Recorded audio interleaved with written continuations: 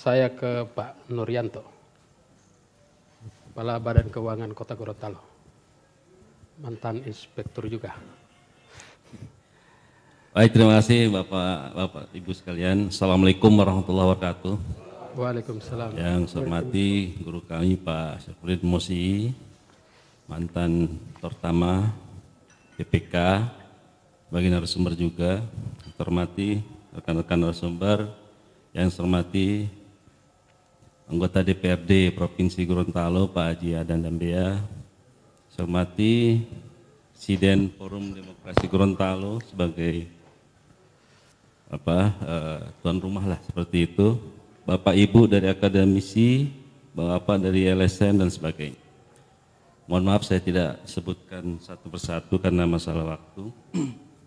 Alhamdulillah Kota Gorontalo dalam 8 tahun terakhir ini kami juga mendapatkan opini WTP, dan tentunya juga ini merupakan satu hal yang menurut kami membanggakan, karena opini WTP ini adalah opini yang tertinggi yang diberikan oleh lembaga BPK RI, dan tentunya juga seperti yang Pak Mosi sampaikan bahwa kewajiban dari pemerintah daerah, karena opini WTP bagian dari reformasi birokrasi yang tertuang di Perda RPJMD.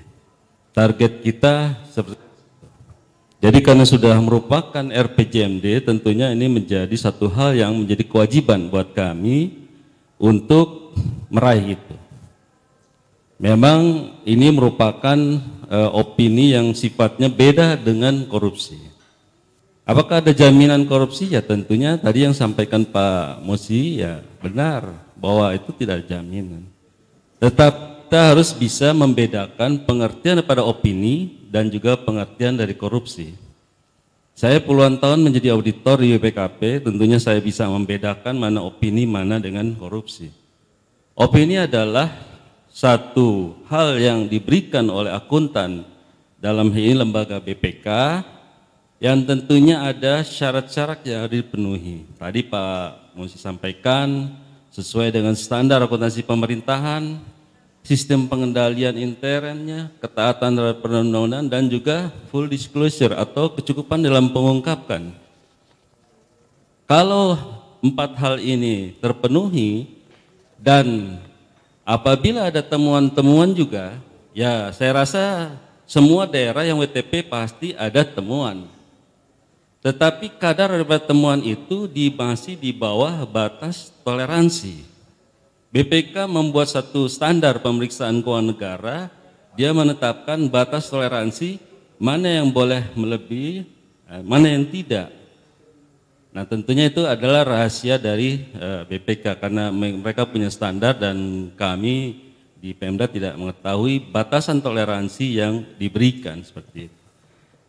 Oleh sebab itu menurut saya juga WTP menjadi cambuk sebetulnya, ya saya sudah sampaikan ke Pak Wali juga, ke rekan-rekan, bahwa kita tidak terlena dengan WTP, dan tapi kita juga harus mengevaluasi terus, melakukan perbaikan terus. Catatan-catatan BPK ini adalah masukan, bukan merupakan semacam penyudutan ataupun menyalahkan. Saya sendiri sebagai mantan inspektur dan juga sekarang Kepala Badan Keuangan, semua rekomendasi BPK adalah masukan yang nantinya akan kita perbaiki. Kita ketahui bahwa sesuai dengan Undang-Undang BPK, batas waktu untuk penyelesaian tindak lanjut itu adalah 60 hari sejak diterimanya LHP. Nah inilah kita kesempatan untuk menindaklanjuti rekomendasi BPK.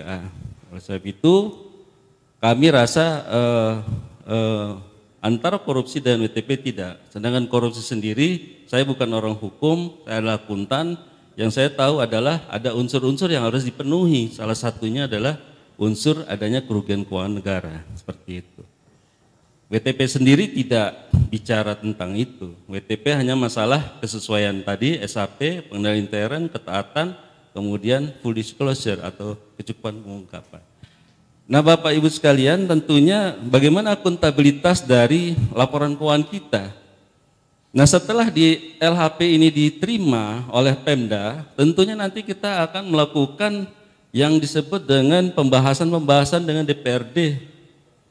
Nantinya akan ada pembahasan Perda Pertanggungjawaban APBD, dan itu merupakan amanat undang-undang juga, yang di dalamnya juga termasuk juga hasil audit BPK. Karena laporan keuangan yang dipakai adalah laporan keuangan audited, yang menjadi dasar untuk pertanggungjawaban APBD tahun diaudit seperti itu. Nah, saya kira pendapat kami seperti itu, dan benar apa yang disampaikan Pak Musi, itu merupakan kewajiban karena memang sudah tertuang di RPJMD Kota Gorontalo, dan itu menjadi kewajiban kami untuk melaksanakannya karena merupakan amanah Perda. Saya kira demikian Pak Adi, terima kasih. Biasanya kalau WTP itu tetap BPK memberi catatan-catatan ya, yang perlu diperbaiki. Ya, semua daerah semua catatan, untuk kota, Pak. Untuk kota sendiri seperti ada apa? Catatan. Jadi ada temuan BPK itu ada yang bersifat administratif dan ada yang bersifat keuangan. Yang bersifat administratif tentu kita melakukan perbaikan-perbaikan dalam hal tata kelolanya, bagi penata usahanya dan sebagainya. Apabila terjadi kerugian tetapi masih dalam batas ambang dan kita diberi kesempatan 60 hari untuk menyelesaikan itu, dan kita akan selesaikan. Nah, oleh sebab itu di kota sendiri saya juga sebagai ini, saya minta seluruh aparat yang dengan sengaja melakukan ini harus diberikan sanksi. Saya minta kepala wali kota seperti itu sebagai semacam contoh bahwa ini tidak boleh dilakukan lagi untuk hal yang sama seperti itu, berulang-ulang. Dan ini juga menurut saya juga menjadi satu hal yang buat kita masukkan seperti itu. Catatan administrasi ada, kerugian juga ada kadarnya, tapi di dalam kadarnya masih batas toleransi seperti itu. Nah, tapi itu mungkin nanti ini belum 60 hari ya, kita masih sekitar 30 hari kalau nggak salah, sejak diterimanya kita masih dalam proses perbaikan, penindaklanjuti dan sebagainya. Saya kira semua pemerintah daerah seperti itu Pak Adi. Ya. Demikian. Jadi biasanya kan di catatan itu ada kerugian negara keuangan juga kan. Nah, ya, itu diberi waktu 60 hari 60 untuk hari mengembalikan atau ya, sesuai dengan undang-undang BPK juga seperti itu Pak. Dan ya, kita ada action plan namanya, rencana aksi yang harus kita penuhi sebagai tindak lanjut seperti itu. Saya kira dari dulu seperti itu. ya. Insya Allah dalam waktu 60 hari bisa kita selesaikan, dan sebetulnya malam ini kami juga masih sedang melakukan proses-proses perbaikan ya. Cuma kada ada undangan, kami menyemati mendatang ke sini gitu Pak. Ya. Terima kasih Pak Adi.